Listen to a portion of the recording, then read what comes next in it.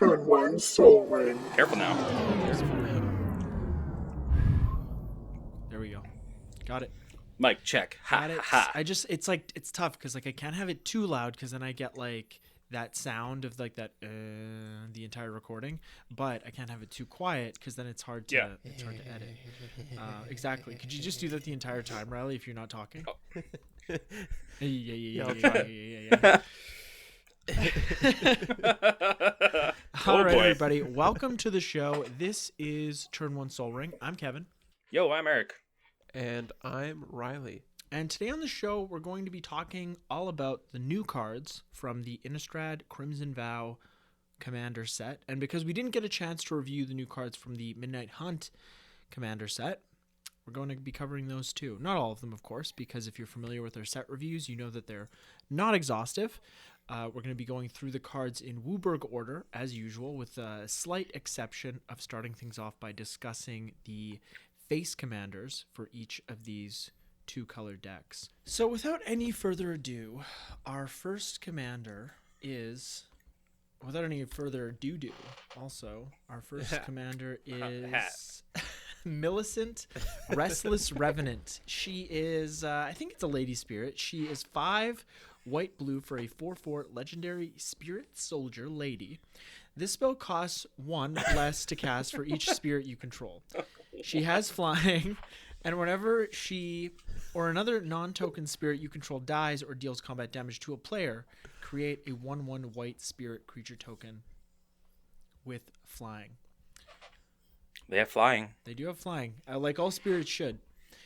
Yeah. I feel like just with the density of spirits and just the density of spirits in this deck, just in the precon alone, it's not. I don't think it's terribly likely that you're going to be casting this commander for more than 3 or 4 mana most of the time, and it's also nice that the cost reduction affects commander tax. And I mean, you're going to be going wide with spirits. The nice thing is she poops out more spirits, so even the next time around, if somebody gets rid of her or blocks her favorably or does something get her off the board, the next time is going to be a lot easier to get her back. Do spirits poop? I don't think so. No? I I mean, to think Probably they don't need do. to eat anymore. Yeah, but they just poop up like will-o-wisps or something like that. I don't know. They just leave ectoplasm behind. Yeah, and that's it's also known as spirit dump. Okay. Dumpy. Okay, our next commander is Streffin Morer Progenitor. He's 2 black-red for a 3/2 legendary vampire noble with flying, and at the beginning of your end step, create a blood token for each player who lost life this turn. Whenever Streffin attacks, you may sacrifice 2 blood tokens. If you do, you may put a vampire card from your hand onto the battlefield tapped and attacking. It gains indestructible until end of turn. I think out of all 4 of these commanders, this is the one I'd be most keen to pilot. Sort of has like Kalia of the Vast vibes. You get to put a vampire from your hand onto the battlefield for free. And I like that it gives it indestructible, so you don't need to put something on the battlefield that is going to win combat. You just need to put anything onto the battlefield, assuming your opponent isn't blocking with like an infect or a wither creature, but it's unlikely in the format. And it's also he also has like card draw strapped onto him, so it's sort of like mana ramp and card draw. We like that on our legendary creatures. You have to be doing a lot to get that card draw and card advantage and stuff. Mm-hmm. Yeah, because it's sadly only your end step, and you got to deal damage to people. Well, they have to lose life, so you can do like loss of life spells and stuff too, which can really help. Yeah, just a little draining, or if you do like Extort, exploit. Yeah. So that's the one. Yeah, this could be cool. This guy also looks fancy as fuck. Yeah, he's pretty fancy. He's not as fancy as the lady spirit, but he's pretty fancy. He's like, look at me, I'm at a party. Yeah. Okay, next up is Leonore Autumn Sovereign. She's 2 green-white for a legendary Human Noble, 0/4, and she has Coven. At the beginning of combat on your turn, put a 1/1 counter on up to one target creature you control. Then, if you control 3 or more creatures with different powers, draw a card.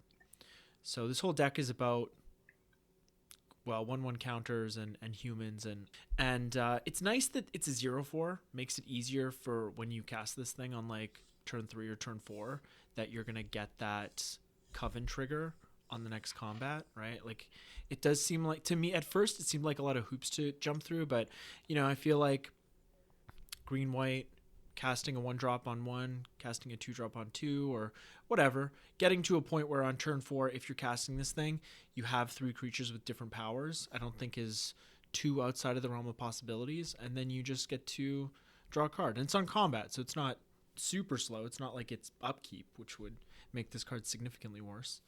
Yeah, like you get to draw a card on the turn you play it usually. Mm-hmm. Yeah, so yeah, it's fine.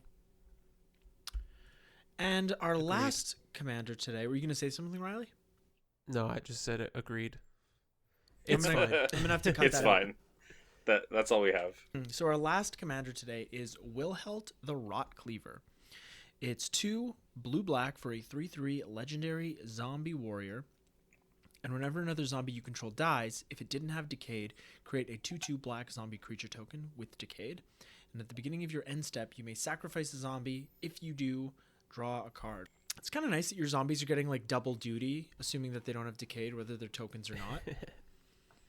Yeah. Oh boy, with the duty. You said double duty. Yeah, all the poop jokes in the first 5 minutes. Yeah, it's the old spirit dump. Yeah. Zombies definitely poop their pants, like, all the time. Oh, yeah. I mean, their pants are, like, yeah, filled with poop. Oh, yeah. Like, they got no restraint. They're just, no way. They're just, it just like, starts to come flesh out bags. after a few hours after you die. Pretty much starts to happen immediately. And, I mean, the end step trigger is fine. It'd be nice if you could kind of do it as many times as you wanted with sacrificing zombies, but I could see how that could get out of hand. Probably. But it's always nice to have a free sack outlet. Yeah, and it plays really well with itself by giving you a decayed zombie to sacrifice next turn, right? Yeah. Oh, yeah. Yep. Yeah. So this would be the one that I would go for. Yeah, I agree. Like, this is probably the one I would be most excited for. Man, Gravecrawler? Like, ooh. Yeah, well, if we end up piloting these, you guys are going to be fighting over this one. And Trevor will probably want this one too, so I'll just get to pick whatever one I want. So I'm looking forward to that. Okay, so we're just going to move right on to white here. And this is just kind of a mix-up of the cards in Wooburg order. So, they're from all the decks. First up, we have Celestial Judgment. It's 4 white for a sorcery. For each different power among creatures on the battlefield, choose a creature with that power. Destroy each creature not chosen this way. I feel like this is a really cool board wipe. Yeah. Yeah, because even with the, obviously with the Lenore deck, there could be times where, like, your whole... Like, if everything plays out right, your whole battlefield is still there, and everyone else loses their stuff, and you're like, yes, one-sided wrath. Yeah, that's perfect. They should have put it in that deck. Yeah, they should have. I think it is in the deck.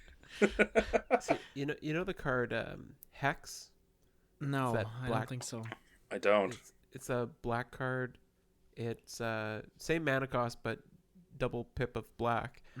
And it destroys 6 target creatures. Oh, yeah. Like, this kind of reminds me of that. Yeah. This one gets around hexproof and shroud, though, because it doesn't target. It's kind of like the clone clause where you just choose the creature. Yeah. But I imagine in most scenarios, you're going to be dealing with a board state where you've got like a range of like 1 to 5, 1 to 6 kind of power, right? So you're going to get, I don't know, around like 5 or 6 targets at the end of the day. Yeah, but it destroys each creature not chosen this way. Oh, yeah. Okay. So everything else dies. It's the opposite. So it's like if you... it has the potential to like destroy nothing. It does, technically. Like if everything has like 2 power on the battlefield and there's like 20 creatures, you're like, well, I don't know, man. This is like, I think there's a way to build around it, I guess, where Yeah. that's probably the joke, was like you are playing a Coven deck, therefore you have like creatures with power all the way up the spectrum kind of thing. Yeah. And then it's one-sided, but like you really have to be caring about that. Otherwise, I'd probably just prefer a Wrath of God. Oh, for sure. Curse of Conformity is next. It's 4 and a white for an aura curse. Enchants a player. Non-legendary creatures enchanted player control have base power and toughness 3/3 and lose all creature types. This kind of feels like a watered down humility, but I could see running it against a tribal deck if you have one of those in your meta, or you have a problem player that likes to pilot tribal decks. Would be great in like a closed, if you were just playing these 4 decks together in that type of closed meta. Maybe not great, but it would be fine. But you could also throw it in a token deck and make your 1/1s into 3/3s if you don't care about their creature types. Mm-hmm. Yeah, unfortunately, it doesn't get rid of abilities, so Right. Yeah. That's a little sad. It's pretty sad. Yep. And it's a whole 5 mana. Yeah. At least it's only 1 white pip. Yeah. It's an interesting card. Like, I'm sure you could like build around it your own way and like use it to a benefit for yourself. Yeah, kind of like that Archon from was it Throne of Eldraine? Yeah, Archon of Humility? Somewhere in there. I can't remember. It was So like a many 6 mana sets. 4/5 flyer, created 2 1/1s and gave everything of yours that wasn't an Archon base power and toughness 3/3. That's what it Harmonious did. Archon. Yeah. Harmonious Archon. I just couldn't remember the name. I can remember everything else except for the name. Yeah, I threw it into my Jarina commander deck. Yeah, be good in there. Yeah, all of your humans are now 3/3s. All your base now belong to us. Hey. So next up is Drogskull Reinforcements. It's 3 and a white for a 2/2 Spirit Soldier. It has melee. Whenever this creature attacks, it gets +1/+1 until end of turn for each opponent you attacked this combat. Other spirits you control have melee, and you prevent all non-combat damage that would be dealt to spirits you control. Great in a spirit deck, obviously. This, and I think we kind of have to judge these cards based on that, because many of them are quite narrow. Unlike a lot of the cards we got in C17 with those tribal decks, there was quite a few cards that were just good in any tribal deck that could support the color. So that kind of disappointed me about this set, how narrow some of the cards are. They're still cool, like this one, but this one is sort of like, it sort of feels like a spirit lord that cares about combat, and it's it's nice. It has that like Dolmen Gate effect. Yeah. Well, it's non-combat damage. Oh, right. So whatever the opposite of Dolmen Gate is. It's like like an earthquake effect. Yeah. Yeah, you're protected against Blasphemous Act. That's right. I think that's in one of these decks too, as a reprint. Yeah, that's pretty cool. I mean, like melee, if you're attacking all 3 of your opponents, like you're probably going wide with a bunch of 1/1 flyers. Getting +3/+3, like that's pretty big game. Mm-hmm. Priest of the Blessed Graph is next. It's 2 and a white for a 1/2 human cleric. At the beginning of your end step, create X 1/1 white spirit creature tokens with flying, where X is the number of opponents who control more lands than you. You're in white. Hey, so it's the old white shtick. Yep, everyone's going to have more lands than you. Yeah, I don't know. I read this card. I was like, why? You're gonna get 3 1/1s every turn, Riley. At least it's end step. Yeah, you know? probably. Yeah, no, you're right. Like, it's just, I don't know. It just feels bad. It just, like, I read the card and I'm not excited. That's the thing. It's like, it's like I want to be excited. I want to see the potential, but I just know I'm just going to have a 1/2 for 3, and that's going to be that. Sigarda's Vanguard is next. It's 4 and a white for a 3/3 angel with flash and flying, and when it enters the battlefield or attacks, choose any number of creatures with different powers. Those creatures gain double strike until end of turn. Hey, yo. It'd be an awesome combat trick if you can make it work for you. Oh, yeah, flash? Ooh, this is spicy. Yeah. Yeah. It's like a 5 mana 6/6. Just a bunch of dummy angels walking. just coming at you with double strike. Yeah, I like it. Like double strike is like super strong. So even just like flash is obviously really cool with the trick, but then even if this just sticks out and you just attack with it, like people have to deal with this card. Stalwart Pathlighter is next. Almost said Pathfinder. It's 2 and a white for a 3/1 human soldier with vigilance and coven. At the beginning of combat on your turn, if you control 3 or more creatures with different powers, creatures you control gain indestructible until end of turn. Again, don't think it's going to be too difficult to get your coven ability triggered, but this would be a solid card. I think I'd kind of prefer this card a little bit more in the spirits deck.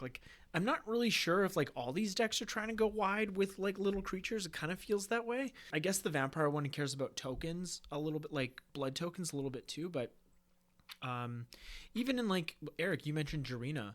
I don't know how easy it would be to activate Coven, but giving all your tokens indestructible is pretty sweet. Yeah, this is a human too. This would be pretty good in Jarina. Yeah. As long as you're not as long as you can get that Coven to work for you. Yeah, exactly. I feel like you can just have 1, 2, and 3. Yeah, you're good. Storm of Souls is next. I like this card. It's 4 white for a sorcery. Return all creature cards from your graveyard to the battlefield. Each of them is a 1/1 spirit with flying in addition to its other types. And then you exile Storm of Souls. So The card is fantastic. yeah, if you just a ton of creature decks that can utilize this card. The fact that the creatures come in as 1/1 spirits seems like kind of a downside, but just thinking about playing this in slivers, right? I used to run Patriarch's Bidding, and that's 3 black for sorcery. Choose a creature type, or each player chooses a creature type and then returns all creatures of the chosen type from their graveyard to the battlefield. But it's just you and your creatures in your graveyard, and if I recurred all my slivers in that deck with this card, that could be game winning. So yeah, this card is just great. Yeah, and it's too bad that it exiles itself, because I was thinking it would be nice to loop it with an Eternal Witness effect. Yeah. Oh boy. Yeah. That would be pretty cool. It is at least good that it does give the creatures flying as well, so they have evasion. So they're probably running this in some sort of tribal deck. Yeah. So your 1/1s are going to get pumped. Yeah. So you're pretty good. I mean, even in a Bant Blink deck, you don't have access to black. Having just this mass recursion in a deck that has enter the battlefield matters kind of abilities. If you're bringing them all back, getting that enter the battlefield ability triggers and all that value, and then blinking them further and resetting their power toughness, it's they don't go away. If they die again, they just go back to the graveyard. Yeah. It's not making tokens that are copies and it exiles the original. Yeah. It's good Yeah, stuff. pretty cool. Okay, so our last white card today is Wedding Ring. It's 2 white for an artifact. When it enters the battlefield, if it was cast, target opponent creates a token that's a copy of it. When an opponent who controls an artifact named Wedding Ring draws a card during their turn, you draw a card. And whenever an opponent who controls an artifact named Wedding Ring gains life during their turn, you gain that much life. I think it's reliable white card draw for 4 mana. Yeah, it's white's card draw. Yeah. If they should have put a clause that's if the person who controls Wedding Ring draws a card during their turn and they have more cards in hand than you, then you get to draw a card. Just make it a little bit more fucked. Oh my god, yeah. You know what? It'd be fun to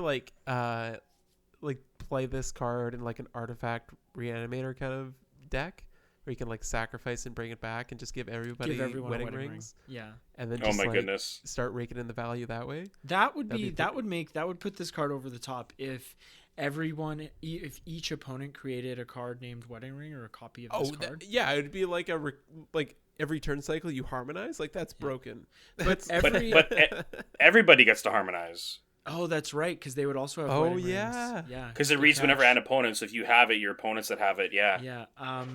Oh, that's funny. Yeah. One last thing about this card. It's actually pretty pricey. Like it's between like $20 and $30 on Scryfall. Really? Yeah. It's a mythic, Wow. but I mean it's no more rare than any of the other new cards in this set. Yeah. So, anyways, All right. it's like more than half of the purchase price of the deck at this point. So Yeah, I mean, like if you're in like mono white, and then like you have another like player at the board that's drawing cards, and they have those spells, just give the Wedding Ring to them, because then you get to reap the benefits from that. Mm-hmm. Okay, moving on to blue here. Our first blue card is Breath of the Sleepless. It's 3 and a blue for an enchantment. You may cast spells as though they had flash.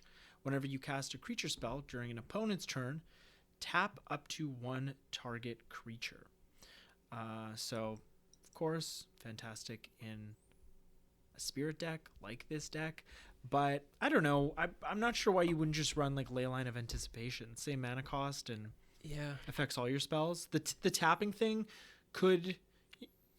That's pretty minor. That could come in handy, but like how many spirit spells are you slinging? If it was like whenever a spirit came into play, although it is just creature spells, so it's not that restrictive in that way. But I think I'd rather just run Leyline. Yeah, I agree. I'm like, honestly, I'm thinking of this card and I'm thinking like, well, first of all, you're playing spirits. A lot of spirits already have flash, so you're not getting you're not getting a ton of advantage there. And then the tap ability is pretty like minor. You might cast 1 or 2 spirits in a turn cycle and tap down a couple things, maybe save yourself a little bit of damage in the long run, but like honestly, this is also taking up a slot in your tribal deck that you could just put another spirit in this slot, and most spirits have flying, so why do you need to tap down creatures anyway? For blocking, if you're using it offensively. So anyways, just run Leyline. That's the that's the summation on that card. Cleaver Scab is next. It's 3 and a blue for a 2/4 zombie horror. You can pay 3, tap it, sacrifice another zombie, create 2 tokens that are copies of the sacrificed creature. I just like that it's you can sacrifice tokens, you can sacrifice and double up that way. But I didn't look into this, but sacrificing, I feel like in a singleton format, getting 2 copies of any creature has the potential for getting out of hand. So, of course it has to be like non-legendary if you want to keep both of them. But it's just nice that it's not doesn't have to be token. It's super weird looking art though. Yeah. Oh yeah. Works well with doubling season, but I mean, what doesn't? Yeah. What doesn't? Yeah. I just think of like really good cards in Zombie, like Diagraph Colossus and stuff, that just really start to snowball. Like duplicating a card like that. Oh. Yeah, good point. Curse of Unbinding is next. It's 6 and a blue for an aura curse. It enchants a player, and at the beginning of enchanted player's upkeep, that player reveals cards from the top of their library until they reveal a creature card. Put that card onto the battlefield under your control. That player puts the rest of the revealed cards into their graveyard. This costs so much to only hit 1 player. That's all. Like, just like 7 mana. Yeah. What are you doing? Like you're gonna hope that you have an opponent that has big creatures, and that's about it. Yeah, just run Blatant Thievery and just take shit for 7 mana. Take 3 things. Yeah. Or you just get hope 3 things for that. They're running like a polymorph deck and they only got like a few creatures and you just like mill them out. Because there's also that enchantment that like whenever an opponent casts their first spell each turn, you like flip the top card and get to cast it for free. Yeah, Mind's Dilation. Yeah. Mind's Dilation. Yeah, like this is a worse Mind's Dilation. Yeah, that Mind's Dilation hits everybody. Yeah. Right? So it's like the first spell on that person's turn. Yeah. Yeah, I don't like that card. It's good. It's powerful, but it's just like, okay. Yeah, it's at the end of the day, it's an aura. It's a curse. There might be ways of bringing it back from the graveyard for cheaper, or like, I don't know. Does Bruno work? Does Bruno allow you to put it on somebody, or does it only attach it to her? I don't know. I think they get attached to her. You may attach to it any number of auras on the battlefield and graveyard. Oh yeah, so it wouldn't work. So it doesn't work that way. Okay, well, sorry, Curse of Unbinding. I tried. Empty the Laboratory is next. It's X blue for a sorcery. Sacrifice X zombies, then reveal cards from the top of your library until you reveal a number of zombie creature cards equal to the number of zombies sacrificed this way. Put those cards onto the battlefield and the rest on the bottom of your library in a random order. Hell yeah. So, Polymorph. Yeah, I like that it's not just like, go for X cards like Saheeli's Directive, which never worked for me. Card is garbage. It's bad. But this is just like, it's a sure thing. You are going to hit zombies. So you can sacrifice your creature tokens to X and just dig for zombies. So it's like, it's a sure thing. I like that. Yeah, I remember with that Saheeli card, like when we were playing the league, I 2 games in a row like just whiffed, and I'm like, nope, this is hard. Same like, thing. it's just like no. Same thing with my Duretti deck. Like I whiffed with that card so many times, and I'm dumping like 12 into X, and it's like, what the fuck? What is this? So it's just some cards. This is a good way to use your decayed tokens, right? Yep. Hell yeah. Yeah. So for sure. Super cool card. I think this card's pretty nuts. Yeah, it's good. Yeah, I think it's great. Mass polymorph for zombies. Yeah. Horde Wing Scab is next. It's 4 and a blue for a 3/3 zombie horror with flying. Other zombies you control have flying. You could have just put a full stop there, and I would have liked this card. But whenever one or more zombies you control deal combat damage to one or more of your opponents, you may draw cards equal to the number of opponents dealt damage this way. If you do, discard that many cards. Hell yeah. Yeah, so zombies are scary. Zombies that fly are scary, and you get to... And zombies like graveyards. Yeah, exactly. Yeah. So, win. I like it. I like to win. Fuck yeah. It has an immediate effect on the board too, You've got your board of zombies, and then bam, slam this, swing for the fences. Yeah, they're all flying. They're all flying. Yeah. Good stuff. Sure thing. It's fly, baby. Our last blue card today is Spectral Arcanist. It's a skeleton man. It's 3 and a blue for a 3/2 spirit wizard with flying, and when it enters the battlefield, you may cast an instant or sorcery spell with mana value less than or equal to the number of spirits you control from a graveyard without paying its mana cost. If that spell would be put into a graveyard, exile it instead. So casting spells for free is great. Casting them from your graveyard, getting double duty is also great. And where it's, this is an Azorius deck. We're in the colors of Blink. So if you can blink this thing a few times and just cast some free spells, I like it. Yeah, that's fair.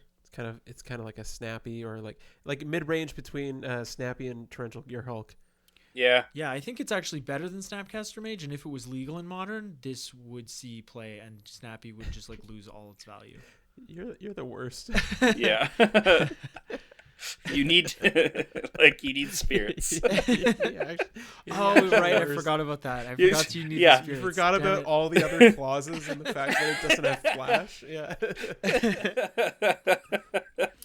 Okay, so moving on to black. What were you gonna say? I was just saying, the flash is the biggest thing, but I think another good way is if you have blink effects and stuff, having counter spells in your graveyard, people really can't do anything to your board, because then you can just blink this creature, comes back, cast the counter spell, and you're really good. So I really do like that. It's still pretty strong in spirits. I think it's pretty sweet to use it that way too. Mm-hmm. Moving on to Christmas black. land. Yeah.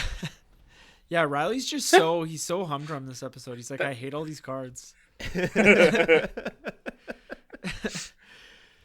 Curse of the Restless Dead is our first black card. It's 2 and a black for a curse. It enchants a player, and whenever a land enters the battlefield under enchanted player's control, you create a 2/2 black zombie creature token with Decayed. So, 3 mana. You're just going to get some incidental 2/2 zombie tokens in your zombie deck. If you put with Decayed, of course. If you put this on a player that's playing a lands deck, so much the better. But people just play lands, so I don't know. This card's fine. Wait, people play lands? Yeah, dude. Every turn, you're supposed to. You're supposed to land drop every turn. Obviously, it's not going to be a great card to draw late in the game when people are kind of petering out, or when the decayed zombies are probably not going to be as impactful as they are in the early turns, like turn 3 or turn 4. But it ain't no Field of the Dead. Oh God, Field of the Dead is ridiculous. I don't know why they printed that card. No, you want to play this on turn 1. Like you want to do like you want to do like it's turn 1 Soul Ring, with like just I don't know a swamp, and then maybe how else are you gonna get you get a Mana Crypt Soul Ring into a Mox Opal. There you go, perfect. There you go. So worth it. Yeah, you definitely. You can just have a swamp and a Mana Crypt. Yep, that works too. I mean That's that, right. Yeah, but like, then you don't have a Soul Ring as well later. I think I'd rather turn 1 Mana Crypt. If I had a Curse of the Restless Dead to cast. Yeah, Oh, yeah. man. I think only this is that probably situation. the strongest turn 1 play if I was to guess. Oh yeah, for sure. Getting those zombies. Oh boy. Next up is Gorex the Tomb Shell. It's 6 black for a 4/4 legendary zombie turtle. As an additional cost to cast this spell, you may exile any number of creature cards from your graveyard. This spell costs 2 less to cast for each card exiled this way. It has Death Touch, and whenever it attacks or dies, choose a card at random exiled with Gorex, and put that card into its owner's hand.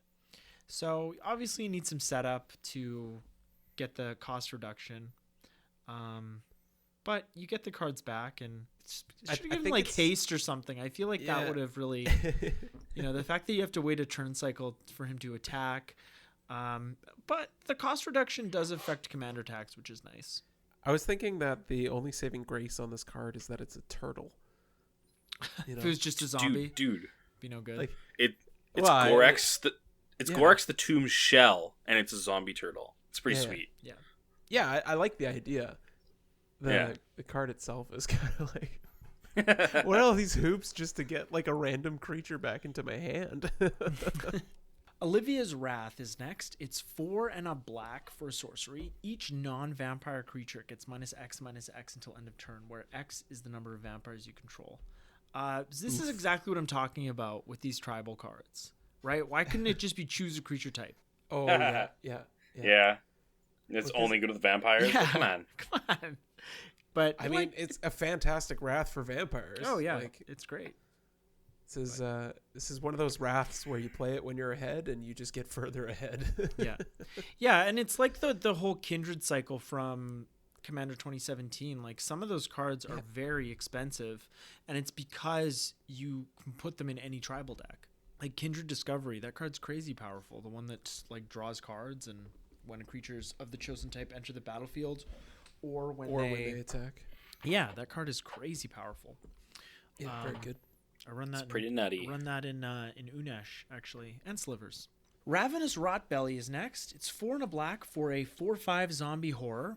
When it enters the battlefield, you may sacrifice up to 3 zombies. When you sacrifice one or more zombies this way, each opponent sacrifices that many creatures. I like when they take a card like Fleshbag Marauder and they kind of just like beef it up. That's what this feels like. Yeah, totally. Yeah, and I love the art. Nils Ham for the win. The art is nuts on this card.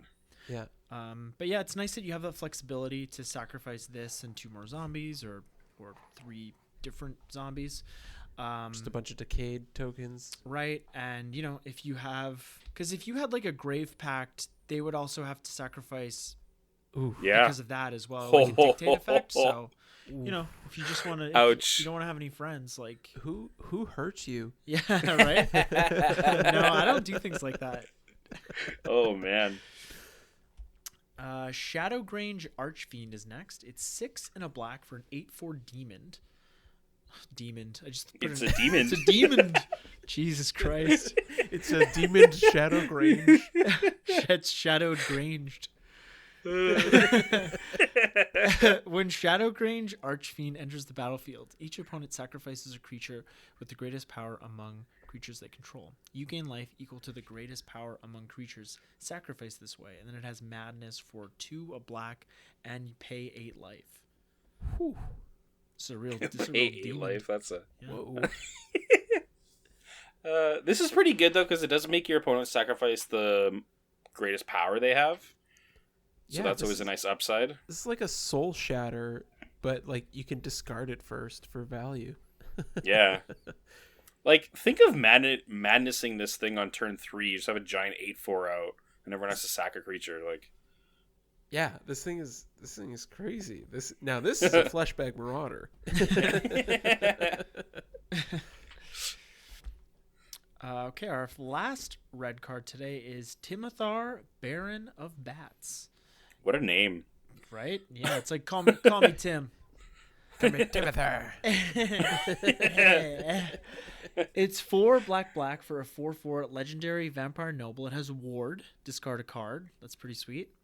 Whenever another non-token vampire you control dies, you may pay 1 and exile it. If you do, create a 1/1 black bat creature token with flying. It gains when this creature deals combat damage to a player, sacrifice it, and return the exiled card to the battlefield tapped.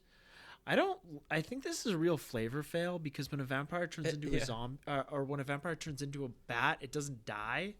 So, don't like that. Maybe it's trying to illustrate that it's like, oh, I didn't die, I just turned into a bat and flew away. I tricked you. Yeah, it's like the villain that gets away, you know? Yeah, because then if the bat dies, then the vampire doesn't come back. That's because the vampire is the bat. Yeah. Whoa. Okay. Ah. Yep. But either way, I don't know. This card is like, okay. Oops. I don't know. Are you guys excited about this one? No. I like the ward. Like, if you're in a vampire deck and you don't really have any... Like, if you don't put any cards for graveyard recursion, if this is your only card, it's fine then. But that's it. I don't know. It just seems like... I just feel very cynical. I just feel like this is just a lot of hoops for something could happen. Yeah, it is a lot of hoops. At least it only costs 1. I guess. I don't know. Yeah, Riley's like, get this crap out. He's like, get to the green cards. It's like, guess what, everybody? We actually don't have any. Yeah. We didn't like any of the green cards. Okay, moving on to red here. I think this one's going to cheer Riley up. This whole category. So first up, we have Curse. Especially this card. Exactly. Yeah, Curse of Obsession. It's 4 in a red for an aura curse. It enchants a player. At the beginning of enchanted player's draw step, that player draws 2 additional cards. At the beginning of enchanted player's end step, that player discards their hand. All right. So you give yourself card draw. Just pop that on yourself. Yeah, it reminds me of that dragon that did the same. I can't remember the name of the dragon. The Moonveil? Is it Moonveil Dragon? Moonveil Regent. Oh. No, not that one. I'm thinking of an older one. It was from Origins. Oh, right. Now I know what you're talking about. Yeah, but nobody else Great. does. I have no idea what the hell you two were talking about. Anyways. I'll figure it out. Yeah, this would also suck to have like played on you too. You know, I think either way you do it, you can do it in a way that's going to be beneficial. If you're not prepared for it, it's going to mess you up. Big time. Imposing Grandeur is next. It's 4 and a red for a sorcery. Each player may discard their hand and draw cards equal to the greatest mana value of a commander they own on the battlefield or in the command zone. It should just be like a commander that you own, and it's, you know, like one of those wish cards, but there's no sideboard, so it's just like any legendary that you have, like anywhere in a binder or a box. It's like, let me go look. Like I do actually really like this card because it's like it's like a wheel if you want to, right? Because you may. Yeah, you're gonna want some thick commanders in your command zone. You know, like 6+. That'd be my guess. Yeah, but it's like if you have no cards in hand, like you can still draw some cards. But yeah, definitely if you're running like a low, like 2 or 3, you're like, Yeah, it'd be like, I don't know, Unless you got that curse on you and you just have to discard your hand, then you'd be like, okay, I'll take that. Yeah. I wouldn't take it with Norin though. in most cases. I found the dragon I was thinking of. It's a avaricious dragon. Voracious? Avaricious. Oh, it has dragon. an A. Oh. Yeah. It has an A at the beginning. Okay, So I thought Riley like just avaricious. couldn't read. I can't. It's Avaricious Dragon. It's from Origins. It's Avaricious, maybe? I don't know. It's 2 red for a 4/4 flying. It says at the beginning of your draw step, draw an additional card. So not 2 additional. But Only one. At the beginning of your end step, you discard your hand. Waste follows want. Markov Enforcer is next. It's 4 red for a 6/6 vampire soldier. When it or another vampire enters the battlefield under your control, Markov Enforcer fights up to 1 target creature an opponent controls, and whenever a creature dealt damage by Markov Enforcer this turn dies, create a blood token. This kind of makes me think of Thorn Mammoth from the Brawl deck exclusives. Mm-hmm. That card is fantastic. It's like somehow better. This is better because you get blood tokens. So, Yeah. I mean, like, again, it's too bad that it's just vampires, but like this is a card that if I was piloting this deck, this would definitely stay in the deck because like fight effects are just fantastic, especially something like this that's repeatable with every vampire you put on the battlefield. So like this or Thorn Mammoth, I'm on board. Yeah. When did vampires become such houses? I think it was a slow burn. Recently? It just happened little by little over the years. No, I think, I agree. It was probably pretty recently. Scion of Opulence is our last red card today. It's 2 and a red for a 3/1 Vampire Noble. Whenever Scion of Opulence or another non-token vampire you control dies, create a treasure token. Then you can pay a red, sacrifice 2 artifacts, exile the top card of your library. You may play that card this turn. Like, again, good in a vampire deck. And if this was just like sacrifice 1 artifact, I think I might try popping this in my Boros League deck this time around because, with all the top deck manipulation, you put what you want on top. It's, essentially like drawing a card. You know what it is. You know if you can play it that turn. But I don't know. It seems like a big 2 investment. artifacts is steep. Yeah. Steep cost. Yeah. So it's almost there. Oh, Evie's going crazy. Don't be bad. Okay. Like, meow. Meow. So we are gonna bypass green because we don't have any green cards. Sorry. Something too, and I'm sure you guys noticed this, but like in the Midnight Hunt set, there's no red in either deck, and then in the Crimson Vow set, there's no green in that set. But like both sets have cards in those colors, just a couple, but they're there. Yeah. So I don't know. I guess you can only get those in collector's boosters, I'm assuming. I think that's what it is. I don't know what I don't know what the idea is there. Yeah. Anyways. Yeah. Like I don't know if I don't think the set, like, does the set booster maybe have a chance as well? Well, because set boosters have like the full art versions of a lot of like the rares, the new rares in these commander sets. So like you can't get these cards in foil, but you can get them in full art. Moving right on to gold. Our first gold card is Disorder in the Court. It's X, white blue for an instant. Exile X target creatures, then investigate X times. Return the exiled cards to the battlefield tapped under their owner's control at the beginning of the next end step. Always a fan of cards like this, like Eerie Interlude type cards where you can save your creatures from board wipes, or you can reuse enter the battlefield effects. This one can target any creature, even your opponents, which is nice. And you get a bunch of clue tokens, so, Yeah.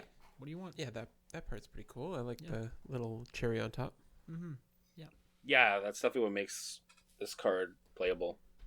Yeah, and I mean, in a pinch, I'd still rather run for that protection type effect. I'd still rather run like Eerie Interlude, because It's your whole board. Yeah, because it's my whole board, and if it's just like a destroy effect, like Flawless Maneuver is, arguably better because if you control your commander, it's free to cast. So yeah. Okay, then we have another legendary here. It's Linde, Cheerful Tormentor. She's 1 blue, black, red for a 2/4 legendary human warlock. So all of you warlock tribal enthusiasts can get excited now. has Death Touch, and whenever a curse is put into your graveyard from the battlefield, return it to the battlefield attached to you at the beginning of the next end step. At the beginning of your upkeep, you may attach a curse attached to you. You may attach a curse attached to you to one of your opponents. If you do, draw 2 cards. So, curse tribal. It is pretty risky though, like attaching curses to yourself. And but that part is mandatory. yeah, but yeah, I don't know. This could be a fun deck to build. I feel like this is one of those decks that you like build and pilot, and then you realize that you're just playing with a bunch of curses, and like you're just overwhelming the table with curses, and nobody's having a good time. yeah. It seems like it's a type of deck you would build, Riley. Yes, exactly. That's what I'm trying to say. It's like it is exciting on the surface. Yeah. But once you actually experience it, it's probably going to be one of those things that it's like, maybe not. Well, even going back, like I made Gen Weaver of Curses, right? Yeah. Yeah. And there's not many curses in Magic, so No. there's always that to remember as well. Yeah. I mean, obviously they print more and more, and there's a bunch of curses, both in the this set. Are there any curses in the main set? I think there's a few. Yeah, there are. Yeah. Yeah, there's that leech thing. Yep. There's that. Yeah. All right, so our last card today is Sinister Waltz. It's 3 black-red for a sorcery. Choose 3 target creature cards in your graveyard. Return two of them to the battlefield at random, and put the other onto the bottom of your library. So, just choose your 3 best creatures. Worst case scenario, the best one is on top of your library. What did I say? Bottom? Bottom. Yeah. So worst case scenario, it's on the bottom of your library. Whatever. Yeah, whatever. Then what you do is you pilot Grenzo, Dungeon Warden. Oh, yeah. Activate its ability and bring that one out too. Perfect. So he can join the party. Yeah, on color. This is a auto including Grenzo. Yeah, perfect. Yeah. Perfect way to end this review.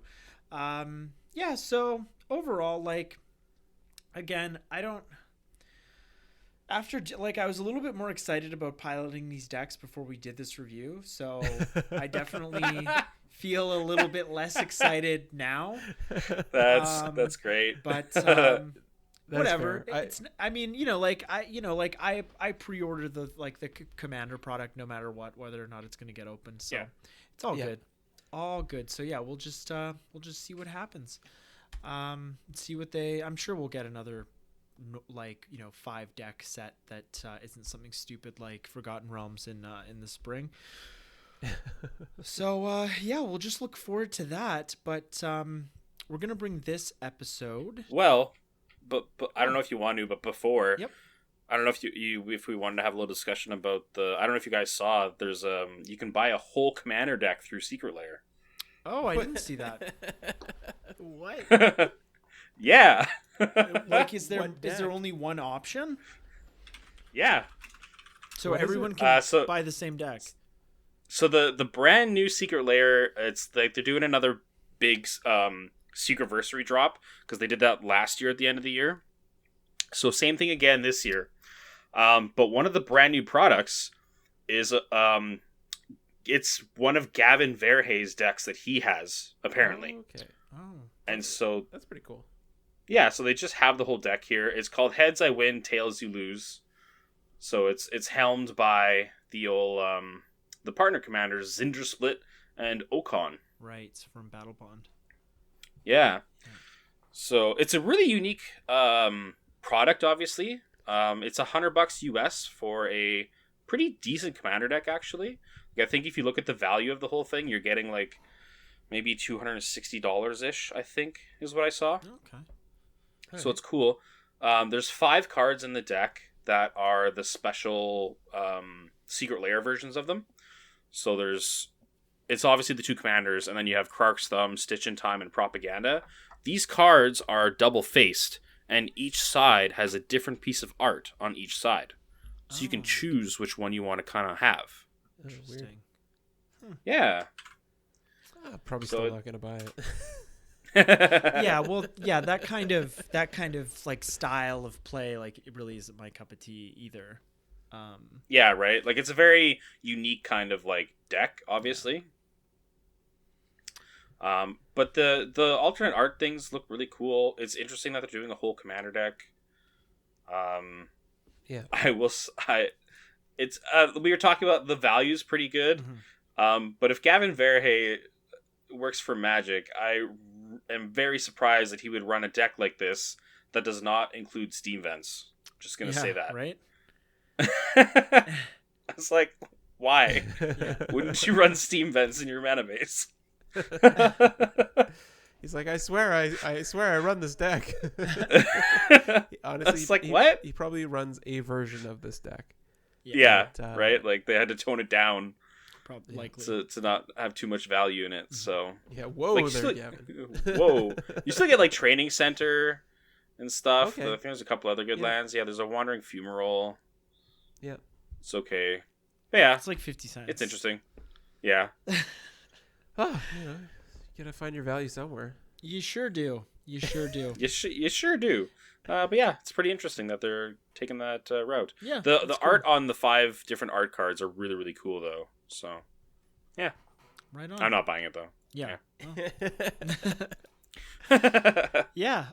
Well, with that, we're going to bring this episode to a close. If there are any cards that we missed, namely the green ones that you're excited about, let us know. But considering Riley's reaction to these cards, probably not excited about anything. But yeah, you can let us know in the comment section below or get in touch with us through social media. Instagram is the best way to do that. Thank you all for listening, and we're going to be back next week to begin our series or continue our lore series by explaining the events depicted in the MTG novel Prophecy. But Is that the new one? that's the third book in the masks cycle. But that's a new set coming out, or The new... All right, Riley. All right, everybody, take it easy. see you around. Bye-bye.